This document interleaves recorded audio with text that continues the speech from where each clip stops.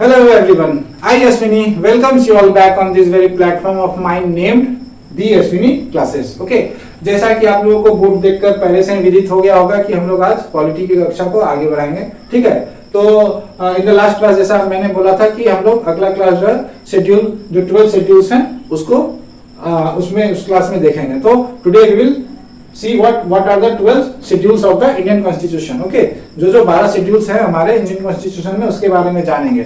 उससे पहले in the last class we have seen what a brief overview of what Indian constitution, किस तरीके से उसको प्रॉपर्ली एक कोडिफाइड वे में या प्रॉपर मैनर में जो 22 पार्ट में विभक्त करके रखा गया है कॉन्स्टिट्यूशन में, that layout has been what seen by us in the last class. Okay, उस लेआउट को समझने के लिए पर्टिकुलर स्टेटमेंट्स भी दिया गया था, जैसे कि क्या, जैसे कि हम लोगों ने उससे पहले वाले क्लासेस में देखा था किसी भी स्टेट या नेशन के जो बेसिक प्रेमाइसेस या पिलर्स होते हैं, जैसे कि आपका टेरिटरी हो गया, फिर पीपल हो गया, सॉवरेनिटी हो गया, फिर गवर्नमेंट हो गया।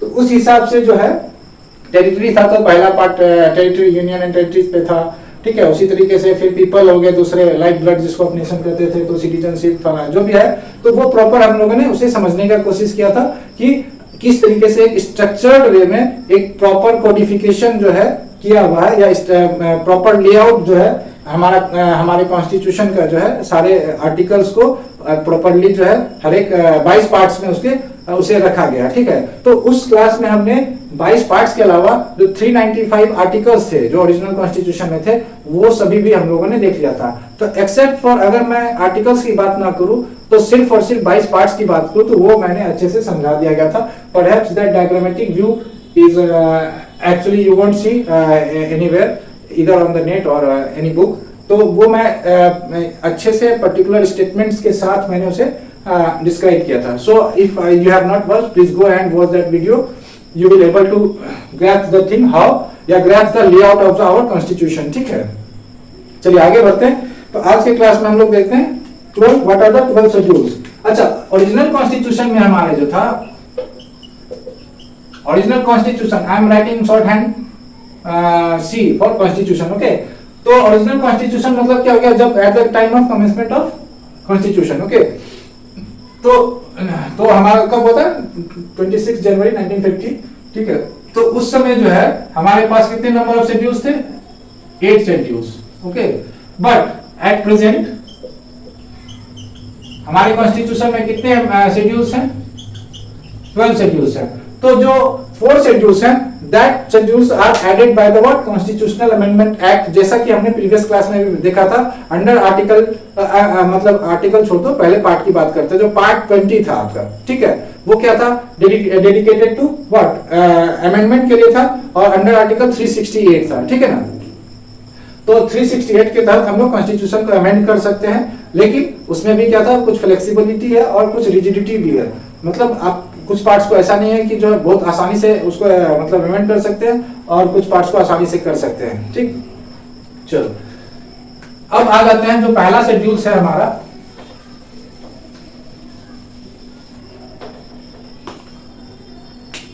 तो फर्स्ट शेड्यूल इसको आप कोरिलेट कर सकते हो प्रीवियस स्टेटमेंट्स और प्रीवियस एक्सप्लेनेशन के साथ, जो कॉन्स्टिट्यूशन का लेआउट हमने एक्सप्लेन किया था। जैसे कि पहला, जैसे किसी भी नेशन या स्टेट का सबसे बेसिक जो प्रेमाइसेस या पिलर कर सकते हो, उसमें से 2 सबसे पहला था टेरिटरी और दूसरा पीपल था। तो आप वहां से कोरिलेट करेंगे अगर, तो पहला पार्ट भी हमारा कॉन्स्टिट्यूशन का जो है वो क्या है, यूनियन एंड टेरिटरीज है, ठीक है। और यहाँ पे भी जो है वही है। तो फर्स्ट शेड्यूल भी जो है हमारा क्या करता है, specifies the names of what states and duties. Okay, अच्छा, इसके अलावा नाम के अलावा, नाम स्टेट का नाम तो बता दिया, ड्यूटीज का नाम तो बता दिया, लेकिन उस स्टेट का किसी ना किसी एक टेरिटरी पे जो कितने टेरिटरी पे उसका अधिकार है, ठीक है, वो भी बताएगा। तो it means it also specifies what territorial jurisdiction of the states, ठीक है। यानी टेरिटोरियल jurisdiction क्या हो गया, क्षेत्राधिकार, ठीक है। जैसे अगर हम ऐसे समझो, अब मैं पहले लिख देता हूं, ठीक है, क्षेत्राधिकार अधिकार, यानी यहाँ पे दो वर्ड है, एक क्या है हमारा क्षेत्र है, दूसरा क्या है अधिकार, यानी कितने क्षेत्र पे उसका अधिकार रहेगा उस स्टेट का। ओके, तो यानी टेरिटरी, ये क्या हो गया मेरा टेरिटरी, और दिस इज जुरिस्डिक्शन। ठीक है, तो पहला शेड्यूल जो है name of states and UTs के अलावा ये स्पेसिफाई करता है territorial jurisdiction of states also. ठीक है, चलो दूसरे शेड्यूल पे आते हैं, second schedule. What second schedule says? दूसरा शेड्यूल जो है हमारा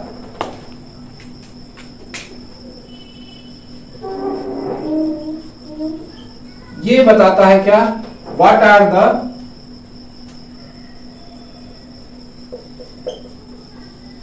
allowances oblique privileges, oblique मत करो, कॉमा कर दो, ठीक है, oblique emoluments, emoluments of मतलब जो जो अलाउंस मिलता है, जैसे हम लोग भी जॉब करते हैं या कहीं कोई भी जॉब करते हैं, उन्हें कुछ ना कुछ अलाउंस मिलता है, कुछ प्रिविलेज मिलता है। ठीक है, जैसे इन किस जैसे कि एचआरए में हो गया, टीएडीए, व्हाटएवर जो भी अलाउंस मिल रहा है, चैरिटेबल अलाउंस मिल रहा है। ठीक है, इन द फॉर्म ऑफ किसका, अच्छा अलाउंस प्रिविलेजेस एंड इमोलमेंट्स ऑफ किनको किनको मिल रहा है। तो पहला जो है वो हो जाएगा हमारा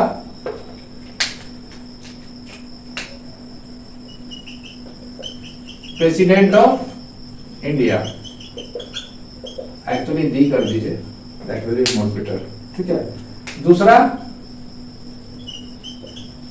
गवर्नर्स ऑफ स्टेट्स, हर एक स्टेट में जो गवर्नर है उन्हें भी कुछ ना कुछ अलायंस प्रिविलेजेस या इनवॉल्वमेंट्स मिलेंगे, और क्या क्या मिलेंगे वो यहाँ पे स्पेसिफाई है। प्रेसिडेंट को क्या मिलेगा वो यहाँ स्पेसिफाई है। तीसरा speakers and deputy speakers, speaker कर दो, speaker and deputy speaker of what, Lok Sabha, मैंने शॉर्ट हैंड में एलएस लिखा है, लोकसभा। ओके, चौथा उसी तरीके से हमारा लोकसभा भी होता है, फिर राज्यसभा भी होता है। तो राज्यसभा में क्या होता है हमारा चेयरमैन होता है, तो चेयरमैन कर दो, chairman and deputy chairman of what, Rajya Sabha. ठीक है, इसके अलावा अब ये तो लोकसभा राज्यसभा की बात होगी सेंटर की, उसी तरह स्टेट लेजिस्लेशन का होगा बात, स्टेट लेजिस्लेचर की बात होगी, तो वहां पे भी क्या होगा हमारा speaker and deputy speaker of what, state legislative assembly. Okay, state legislative assembly, I have written in short hand SLA, state legislative assembly. ठीक है, SLA for state legislative assembly. छठा उसी तरह similarly chairman and deputy chairman of state legislative council. Okay, एक विधानसभा और विधान परिषद। ठीक, उसके अलावा सातवां सुप्रीम कोर्ट जजेस, आई have written in short hand SC for supreme court, ये सेंटर का हो गया। तो उसी तरह हाई कोर्ट जजेस, हाई कोर्ट जजेस को क्या मिलेगा, ठीक है, क्या अलाउंस प्रिविलेजेस या इनवॉल्वमेंट्स मिलेंगे वो। अच्छा, नौवां एक आता है कैग, कैग मींस कंट्रोलर और auditor general of India, controller auditor general of India. Okay, तो इनको भी क्या इमोलमेंट्स या क्या प्रिविलेजेस या अलाउंस मिलेंगे। अच्छा, ये कैग के बारे में हम लोग आर्टिकल जो है 148 है या 144 है, आई थिंक सो 148 ही है। ठीक है, इस कैग के बारे में हम लोग कहां पढ़ेंगे, अंडर आर्टिकल 148। ठीक है, तो ये कैग जो है ये एक्चुअली बहुत सारे एग्जाम्स में पूछा जाता है, बहुत बार पूछा गया है, रिपीटेटिवली जो है ये इसके बारे में पूछा गया है कि किस संविधान के किस आर्टिकल में कैग के बारे में मेंशन किया गया है या उसको बताया गया। तो ये अंडर आर्टिकल 148, जैसे बीपीएससी में भी पूछा गया, बहुत सारे स्टेट पीएससी में पूछा गया, बहुत सारे कॉम्पिटिटिव एग्जाम्स में पूछा जाता है। ठीक है, so it is very important. ठीक है, तो याद रखना। ठीक है, चलो सेकंड शेड्यूल्स की बात होगी खत्म। वहां पे अलाउंस और प्रिविलेज इनवॉल्वमेंट्स मिलते हैं किसको किसको किनको, तो पहला प्रेसिडेंट ऑफ इंडिया, दूसरा governor of state, speaker and deputy speakers of Lok Sabha, chairman and deputy chairman of Rajya Sabha, फिर speaker and deputy speakers of state legislative assembly, chairman and deputy chairman of state legislative council, supreme court जजेस, high court जजेस, फिर क्या है controller,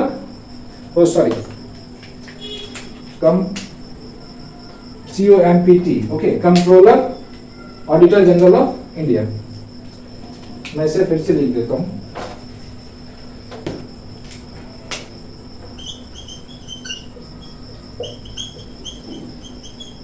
controller auditor general of India, okay. चलो अब आ जाते हैं हम लोग थर्ड शेड्यूल पे।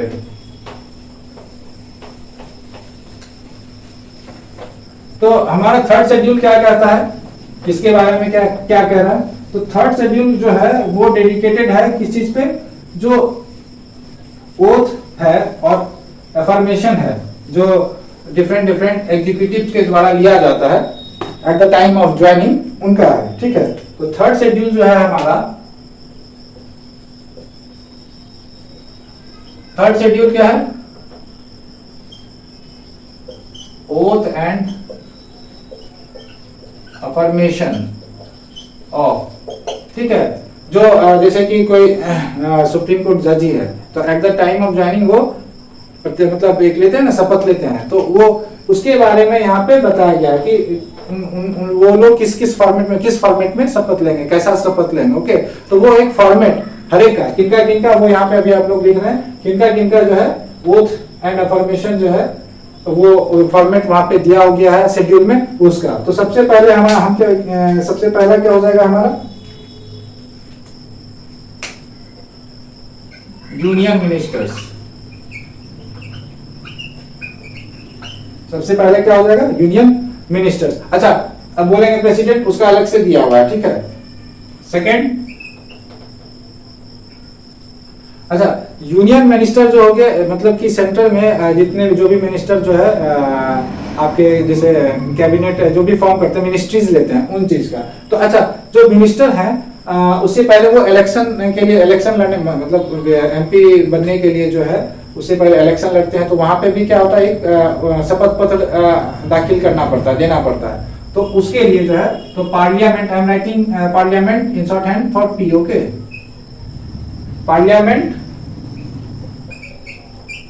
इलेक्शन कैंडिडेट्स, जो कैंडिडेट्स जो है पार्लियामेंट्री इलेक्शन लड़ रहे हैं, चुनाव लड़ेंगे, उनका जो शपथ पत्र होगा उसका फॉर्मेट भी किस टाइप का होगा, वो थर्ड शेड्यूल में मेंशन है।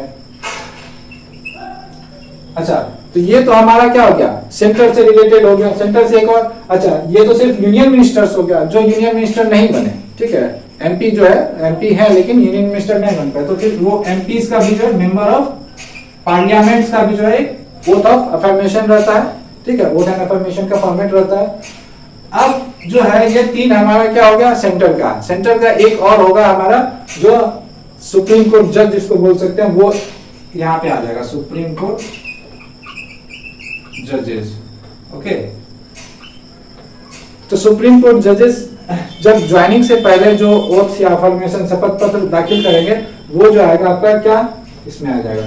अच्छा, इससे पहले जो सेकंड शेड्यूल में एक लास्ट टॉपिक आया था, लास्ट जब हमने लिया था अलायंस में, कैग, तो वो यहाँ पे आ जाएगा, controller auditor general of India, ठीक।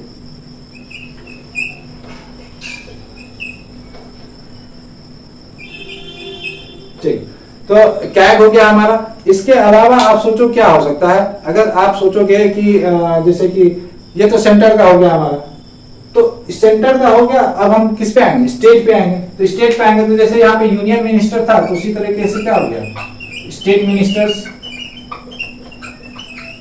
हर एक स्टेट में क्या होता है, जैसे गृह विभाग, जैसे गृह मंत्री आपका वहां पे है, क्या कहते हैं, सेंटर में, उसी तरीके से गृह विभाग स्टेट में भी रहता है सर। मुख्यमंत्री, जैसे प्रधानमंत्री, गृह मंत्री, उसी तरह मुख्यमंत्री, गृह मंत्री जो भी हो, यहाँ पे भी होता है। तो अब उसी तरीके से क्या होगा, स्टेट लेजिस्लेटिव एमपी था, तो स्टेट लेजिस्लेटिव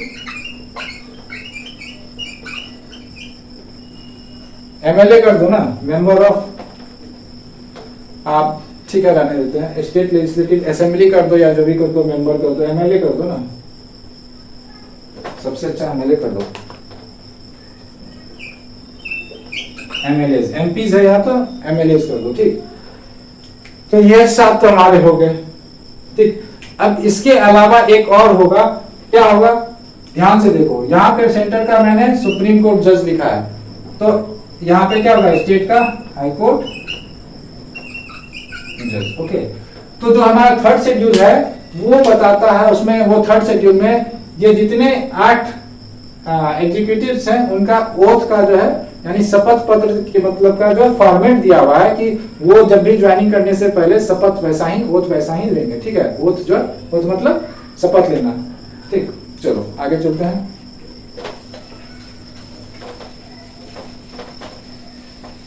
जो फोर्थ शेड्यूल है हमारा, वो किसके बारे में बात करता है,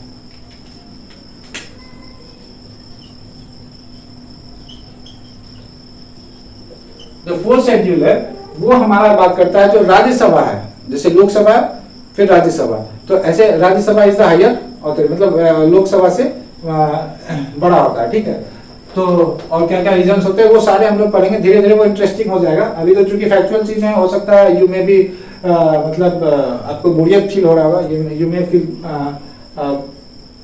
बोर्ड, एक्चुअली बोर्ड ही बोल दो, यू में फील बोर्ड, लेकिन जैसे जैसे क्लास आगे बढ़ेंगे कॉन्सेप्चुअल होता जाएगा, तो वैसे वैसे आपको चीजें बहुत इंटरेस्टिंग लगेंगी, ठीक है। तो अब फोर्थ शेड्यूल जो है राज्यसभा में, जैसे कि देखते हो ना, अब हर एक पार्टी ज्यादा से ज्यादा सीट जीतना चाहती है, तो क्या होता है कि उस अकॉर्डिंग जो है उसको सीट मिलता है कहाँ पे, राज्यसभा में। तो यहाँ पे क्या हो जाएगा, allocation of seats to states and UTs in Rajya Sabha. I am writing in shorthand RS for Rajya Sabha. Okay. तो allocation of seats to states in and UTs in Rajya Sabha. तो किस तरीके से allocate होगा, वो जो है seats जो है किस तरीके से allocate होगा, कहाँ पे, स्टेट्स एंड यूटीज में। तो वो स्टेट और यूटीज के लिए मतलब राज्यसभा में किस तरीके से हर एक स्टेट और यूटीज का जो है सीट एलोकेट होगा, वो हमारा फोर्थ शेड्यूल बात करता है, ठीक है। चलते हैं फिफ्थ शेड्यूल पे। फिफ्थ शेड्यूल हमारा क्या कहता है, फिफ्थ शेड्यूल हमारा कहता है कि एडमिनिस्ट्रेशन एंड कंट्रोल ऑफ, ठीक है,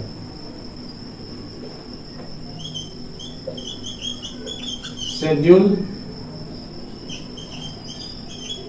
areas and scheduled tribes. I have written scheduled tribes at in short STS, scheduled tribes.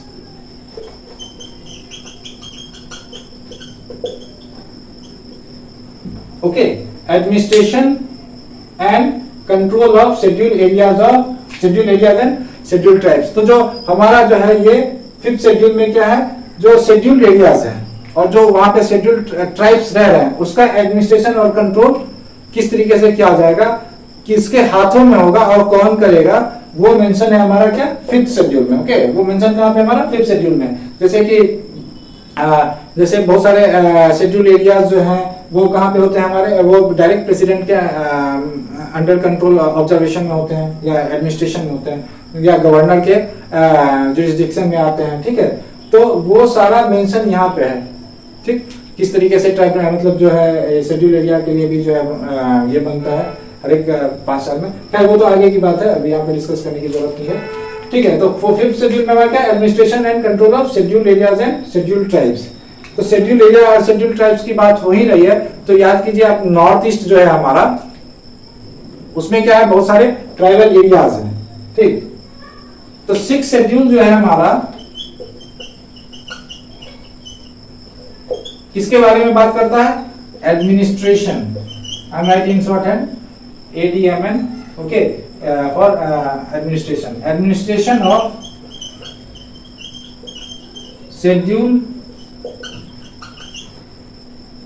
Scheduled areas of what, north east में जो स्टेट्स हैं, असम, ओके, मेघालय,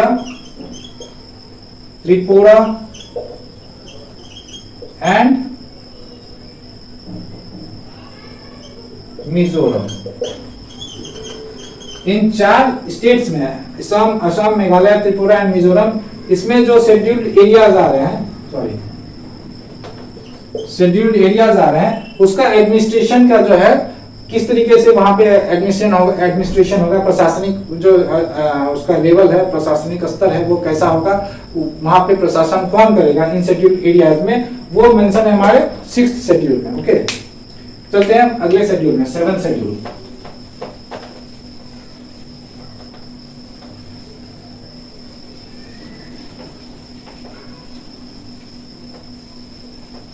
अब जो हम लोगों ने यहाँ लिखा है वहां पे उससे रिलेटेड शेड्यूल में पहुंचने वाले हैं, लेकिन उससे पहले क्या है, एक और लिस्ट है, सॉरी लिस्ट बोलते हैं, एक और शेड्यूल है,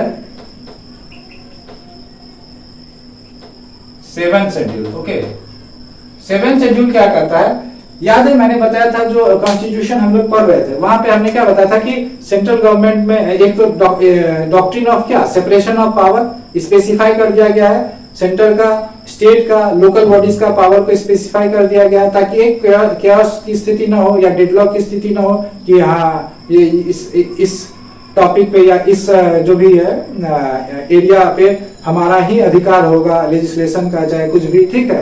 अगर यूनियन बोले मेरा अधिकार होगा, स्टेट बोले मेरा अधिकार है, ठीक है, तो या 2 स्टेट्स बोले तो मतलब उस चीज वो वैसा कैओस ना हो, तो वहां उस स्थिति को रोकने के लिए यहाँ 7th शेड्यूल को जो है 7th शेड्यूल में एक प्रोविजन डाला गया जिसका नाम है 3 मतलब लेजिस्लेटिव लिस्ट।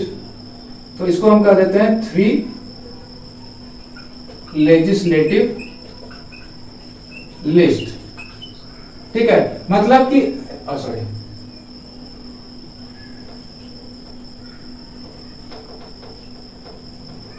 ऐसा लिस्ट, यानी इस लिस्ट में जो जो टॉपिक है, जो जो एरिया है, उस एरियाज पे पर्टिकुलरली जो है किस पे कौन लेजिस्लेट कर सकता है, मतलब कौन लॉ बनाएगा, कौन बना सकता है, वो भी स्पेसिफिकली मेंशन कर दिया गया ताकि केओस की स्थिति न उत्पन्न हो। तो तीन कौन कौन है, पहला है यूनियन लिस्ट। तो यूनियन लिस्ट में जितने भी सब्जेक्ट्स आएंगे, ठीक है, उस पे सिर्फ और सिर्फ यूनियन का अधिकार होगा। ही विल ओनली, मतलब the union will only have the rights to what, legislate, okay, to form the laws या टू मेक न्यू लॉज, ठीक है। तो वहां पे सिर्फ और सिर्फ एकाधिकार किसका होगा, यूनियन का, ठीक है, वहां पे स्टेट का कोई रोल नहीं होगा। तो दूसरा उसी तरीके से क्या, स्टेट को भी बहुत सारे सब्जेक्ट्स दिए गए हैं। तो इस लिस्ट में जितने भी सब्जेक्ट्स हैं वहां पे यूनियन का कोई अधिकार नहीं होगा कोई भी लॉ को लेजिस्लेट करने के लिए, नया लॉ बनाने, नया कानून पारित करने का, जो भी हो उस सब्जेक्ट्स में, जितने भी सब्जेक्ट्स हैं उस सब्जेक्ट में, स्टेट लिस्ट में क्या है, बस स्टेट को अधिकार होगा लॉ लेजिस्लेट करने का। और तीसरा क्या है, कंकरेंट लिस्ट। कंकरेंट लिस्ट क्या है, ये इस लिस्ट में जो जो सब्जेक्ट्स हैं उसमें यूनियन और स्टेट दोनों का अधिकार होता है, आप बना सकते हैं, लेजिस्लेट कर सकते हैं लॉज, ठीक है, समझ गए। तो अब जैसे मान लेते हैं एजुकेशन को ही लेके आप यूनियन भी बना सकते हैं और स्टेट भी अपने एनवायरनमेंट के अनुसार लॉ तैयार करते हैं कि हाँ माहौल जो है उसके उस स्टेट में, ठीक है। तो 7th शेड्यूल हमारा क्या, किसके बारे में बताता, 3 लेजिस्लेटिव लिस्ट के बारे में, जिसका पहला क्या यूनियन लिस्ट, दूसरा स्टेट लिस्ट, तीसरा कंकरेंट लिस्ट। ओके, चलिए आगे चलते हैं। नाउ इसी में लिख देता हूं जो हमारा 8वां शेड्यूल है, 8th शेड्यूल।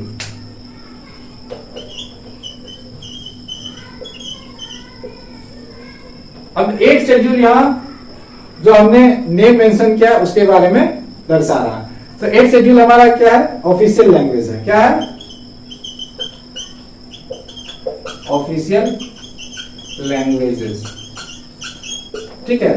तो हमारे संविधान में, हमारे मतलब अभी तो बहुत सारे ऐड हुए हैं, ठीक है, जो ओरिजिनल थे उसमें कितने थे वो हम लोग डीप में पढ़ेंगे, डिटेल में, ठीक है। तो हमारे संविधान ने इन 22 लैंग्वेजेस को रिकॉग्नाइज किया है एज अ ऑफिशियल लैंग्वेज, ठीक है। No any language has been what recognised as national language, ठीक है। तो जैसा कि देखो यहाँ पे क्या है, हिंदी भी हमारा क्या है, ऑफिशियल लैंग्वेज है, this is also official language, ठीक, not national language it is.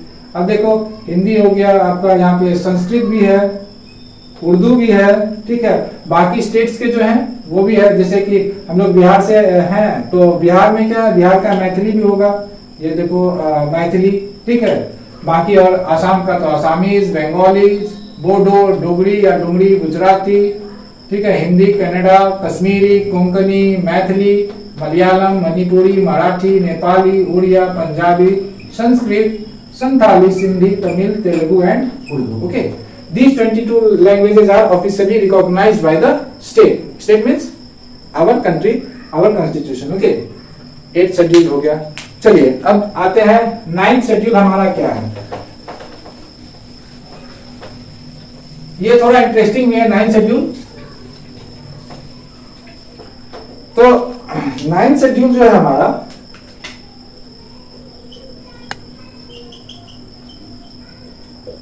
ये जनरली क्या था,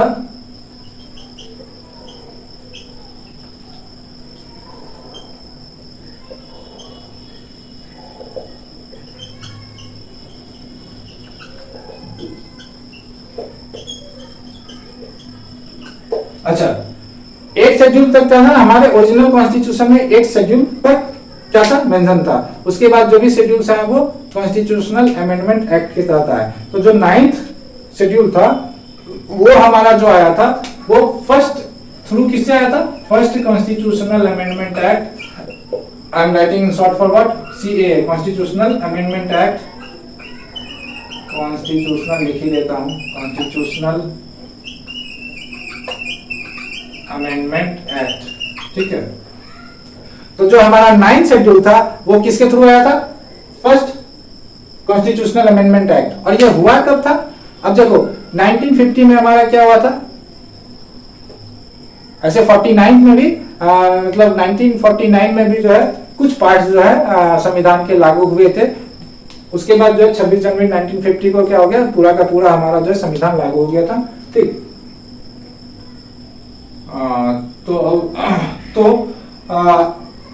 तो 50 था, तो पहला क्या हो गया, 51 में जो है 1951 में पहला कॉन्स्टिट्यूशनल अमेंडमेंट एक्ट हुआ था 1951, और ठीक है। तो ये 9th शेड्यूल ऐड हुआ था किसके through, through first constitutional amendment act of 1951। उसी समय हुआ था, उस समय सभी लगभग मौजूद थे जो भी कॉन्स्टिट्यूशन असेंबली में थे, जिन्होंने कॉन्स्टिट्यूशन बनाया था, एवरीबॉडी वाज प्रेजेंट, ठीक है। अच्छा, इसको एक चीज और के लिए बनाया गया था, क्या, कोई भी लॉज को जुडिशियल स्क्रूटनी से बचाने के लिए, मतलब कि जो भी लॉ पारित होता है, जो भी लॉ पार्लियामेंट में बन रहा है या वहां से पास हो रहा है, तो मैंने बताया था ना एग्जीक्यूटिव, लेजिस्लेटिव और जुडिशरी क्या करता था, चेक एंड बैलेंस करता था, ठीक है, देखता था एक दूसरे पे क्या है, सभी एक दूसरे को क्या कर रहे हैं, चेक कर रहे हैं। तो वहां से जो लॉज पारित हो रहे हैं, ठीक है, तो whether those laws are in accordance with the provisions of the constitution और नॉट, तो वो क्या करता है, वो हमारा सुप्रीम कोर्ट या हाई कोर्ट, क्या सुप्रीम कोर्ट क्या करती है, देखती है कि those laws are whether in accordance with the constitution, यानी संविधान के अनुरूप है, संविधान में जितने प्रोविजंस है उसके अनुरूप है या नहीं, या कहीं अगर है तो ठीक है, नहीं है तो उसको हटा देते हैं। कहीं ऐसा तो नहीं है कि उस लॉ की वजह से किन्हीं के मौलिक अधिकारों का हनन हो रहा है, या वो लॉज गलत है जो आगे चल के जो है मतलब एक टायरेनेसी की स्थिति उत्पन्न कर दे, यानी तानाशाही की स्थिति उत्पन्न कर दे, या जनहित के लिए वो सही नहीं है वो लॉज, तो वो लॉज जो है वो क्या होता है, उसे सुप्रीम कोर्ट हटा देती है, ठीक है।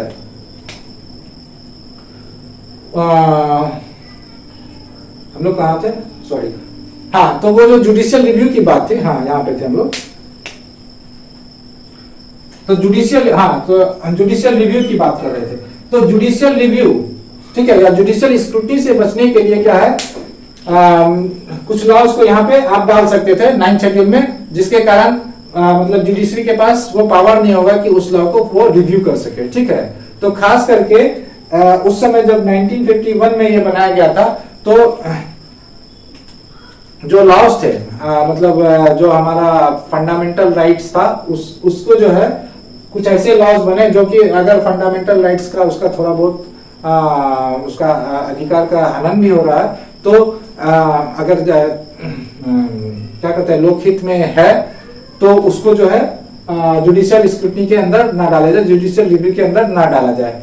तो वो 9 शेड्यूल में वो चीज लाया गया था। ये अलग बात है कि बाद में जो है उस चीज को सुप्रीम कोर्ट ने ये कर दिया, नलिफाइड कर दिया कि जो है जो भी हमारा जो भी लॉज उसमें रखे गए हैं, ठीक है, तो 24 अप्रैल जो 2007 में एक्चुअली सुप्रीम कोर्ट ने उसे नलिफाइड किया था कि 24 अप्रैल 1973 से पहले जो भी लॉज थे उसे तो हम जुडिशियल रिव्यू नहीं करेंगे, लेकिन उसके बाद जो भी लॉज इसमें रखे गए 9 शेड्यूल में, those all laws will be liable for what, judicial review. सभी लॉज को जो है वो जुडिशियल रिव्यू के लिए क्या हो जाएंगे, तैयार हो जाएंगे। मतलब उन सभी लॉज को जुडिशियल रिव्यू किया जा सकता है कभी भी at any point of time, ठीक है, जब भी उसको ये करे। तो 9 शेड्यूल क्या करता था, इट प्रोटेक्ट द लॉज, क्या करता था, it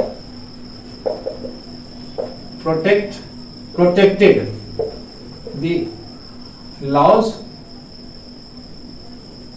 kept under this schedule, ठीक है। ये क्या करता था, जो भी लॉ इसके अंदर रखते थे उसको क्या करता था, प्रोटेक्ट करता था, किससे, फ्रॉम जुडिशियल स्क्रूटनी। अगर सही नहीं होगा, जैसे कि कोई भी लॉ पारित हुआ, अगर वो सही नहीं है तो उसको क्या करते हैं, प्रोविजंस के इन accordance with the provisions of constitution नहीं है तो उसको सुप्रीम कोर्ट क्या करती है, नलिफाइड कर देती है उस लॉ को, वो फिर वो लॉ नहीं रहता है। तो इसमें 9 शेड्यूल को इसलिए लाया गया था कि अगर कोई ऐसा लॉ बनता भी है, जैसे कि कुछ लॉज को प्रोटेक्ट करने के लिए, जैसे कि जैसा कि मैंने अभी जस्ट पहले बोला था, जस्ट तुरंत पहले, कि अगर कुछ ऐसे भी लॉज बन गए जो फंडामेंटल राइट्स, आपके मौलिक अधिकार का थोड़ा बहुत हनन हो रहा है, तो उस लॉज को सुप्रीम कोर्ट एकदम से नलिफाई ना करे, उसको बचाने के लिए लॉ, मतलब ये 9 शेड्यूल लाया गया था। लेकिन बाद में क्या हो गया, याद रखना, इन 2007 जो सुप्रीम कोर्ट है वो क्या बोली हमारी, कि जो अप्रैल 1973 से पहले वाले लॉज हैं, जो भी इसमें डाले गए हैं, रखे गए हैं, उनको जो है वो हम लोग जुडिशियल रिव्यू नहीं करेंगे, but after this date whatever the laws have been, या from this date whatever the laws have been kept in this 9 schedule that are liable for what, judicial review, okay, that are liable for judicial review, वो सभी को judicial review के अंतर्गत आ जाएंगे। ठीक, चलो अब आगे आ जाते हैं 10th शेड्यूल। 10th शेड्यूल भी बहुत इंपॉर्टेंट है, क्योंकि पहले क्या होता था कि जैसे कोई किसी भी पार्टी का गवर्नमेंट है, ठीक है, तो जो नेता लोगों का या मंत्री लोगों का जो खरीद फरोख्त होता था, ठीक है, मंत्री लोगों का क्या होता था, खरीद फरोख्त होता था, तो उस चीज को रोकने के लिए, मतलब हमारी सरकार है, वहां से हम क्या किए, मंत्री को खरीद लिए। अब मंत्री क्या हो गया, पैसे के लालच में आ गया, या कुछ 4 या 5 विधायक खरीद लिए, या 4 या 5 एमपीज खरीद लिए, तो उस चीज को रोकने के लिए एक नया मतलब शेड्यूल जोड़ा गया, जो कि 10th शेड्यूल में आया, और वो जो है आपका, हम उसको कहते हैं क्या, उस डिफेक्शन को रोकने के लिए उसको हम कहते हैं एंटी डिफेक्शन लॉ। तो 10th शेड्यूल हमारा जो है 10th, it is what, dedicated for what, anti defection law, ठीक है। तो डिफेक्शन क्या मतलब, वो अलग हट जाता था, डिफेक्ट हो जाता था, वो मंत्रिमंडल क्या हो गया, एक तो टूट गया, तो उस चीज को बचाने के लिए क्या हो रहा है, हमको एंटी डिफेक्शन लॉ लाया गया, ताकि जो है इस लॉ के अंतर्गत, इसको भी डीप में पढ़ेंगे कि आप ये नहीं कि मतलब 3 या 4 विधायक चले गए, नहीं, उसमें भी टर्म्स एंड कंडीशन डाल दिया कि मिनिमम इतना परसेंटेज ऑफ जो भी है अगर अलग होते हैं तो वो जो है एंटी डिफेक्शन लॉ के अंदर नहीं आएंगे। अगर उससे कम है या इक्का दुक्का है तो या उसका सदस्यता भी छीना जा सकता है, ठीक है, चाहे वो पार्लियामेंट का सदस्यता हो या फिर आपका लेजिस्लेचर, मतलब जो भी स्टेट लेजिस्लेशन है, लेजिस्लेचर है, उसकी सदस्यता हो, चाहे एमपी यानी कि मेंबर ऑफ पार्लियामेंट वाला उसका मेंबरशिप जा सकता है, या एमएलए का लेजिस्लेटिव असेंबली का मेंबरशिप जा सकता है, ठीक है, चाहे वो राज्यसभा हो चाहे ये लोकसभा हो। राज्यसभा में तो नहीं होता है, जनरली लोकसभा और लेजिस्लेटिव असेंबलीज में होता है, ठीक है। चलो, तो यहाँ पे एंटी डिफेक्शन लॉ, अच्छा ये जो अमेंडमेंट है ये किस सॉरी ये जो शेड्यूल है, सॉरी ये जो शेड्यूल है वो किस अमेंडमेंट एक्ट के तहत लाया गया था? This was brought by 57th constitutional amendment act of 1985. Okay, this schedule यानी 10th schedule was added in our constitution by what? 52nd constitutional amendment act of 1985. Okay, तो ये क्लियर हो गया. इसके अलावा जो 11th और 12th शेड्यूल है वो और आसान है.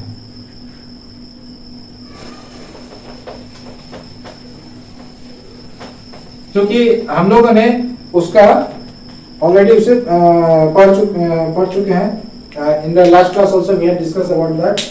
तो जो मैं दोनों को एक साथ करूंगा डिस्कस, 11th शेड्यूल और यहाँ पे 12th शेड्यूल.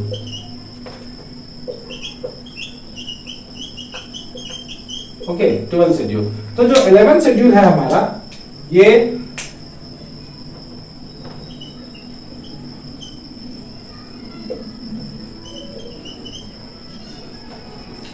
पावर्स की बात करता है. ठीक है, किसका? तो हम लोगों ने पढ़ा था पंचायत, लोकल बॉडीज में. याद करो जब हम पार्ट्स की डिस्कस कर रहे थे, पार्ट्स ऑफ द कॉन्स्टिट्यूशन जो 22 पार्ट थे, उसमें हमने पार्ट 9 में पढ़ा था. पार्ट 9 क्या था, किसके लिए डेडिकेटेड था? लोकल बॉडी, मतलब कि पंचायत हो गया. ठीक है, उसके बाद म्युनिसिपैलिटीज हो गया, नगर निगम, फिर लोकल बॉडी जो भी थे उसके बारे में हमने पढ़ा था. ठीक है, तो यहाँ पे क्या था? तो 11th शेड्यूल जो है हमारा वो पंचायत के लिए बात करता है, और ये हमारा बात करता है म्युनिसिपैलिटीज. Okay, municipalities. तो ये पंचायत की बात करता है. और अच्छा, पंचायत के बारे में क्या, जो भी उसको पावर्स मिले हैं, जो भी इसको अथॉरिटीज मिले हैं, जो भी इसको रिस्पॉन्सिबिलिटी मिला है, दायित्व मिला है. ठीक है, ऑफ व्हाट? पंचायत. और यहां पे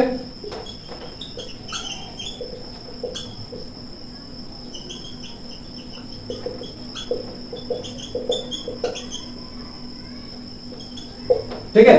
तो 11th शेड्यूल जो है वो पावर्स, अथॉरिटीज और पावर, अथॉरिटीज, रिस्पॉन्सिबिलिटीज ऑफ क्या? पंचायत के बारे में है. और यहाँ पे 12th शेड्यूल जो है powers, authorities and responsibility of what? Municipalities है. अच्छा, तो जैसे 8 के बाद हर एक शेड्यूल जो है क्या था? किसी अमेंडमेंट के तहत ऐड किया गया था. जिस तरीके से हमने देखा, 9th क्या था हमारा? तो it was added through first constitutional amendment act. ठीक है, 1951. जो 10th शेड्यूल था, it was added through what? 52nd constitutional amendment act of 1985. अब जो ये 11th शेड्यूल और 12th शेड्यूल है, ये आप बताओ. एक्चुअली ये मैंने डिस्कस किया था लास्ट क्लास में भी, जब मैं एक ब्रीफ ओवरव्यू बता रहा था कॉन्स्टिट्यूशन का, यानी जो भी पार्ट किस तरह से लेआउट किया गया था. अगर नहीं याद आ तो मैं फिर से बता दे रहा हूं. ये क्या था? तो this schedule was added by 73rd amendment act of, CA कर देता हूं ना, constitutional amendment act of what? 1992. याद करो, मैंने लास्ट क्लास में बताया भी था. उसी तरह ये भी क्या था? 74th. ये क्या ऐड हुआ?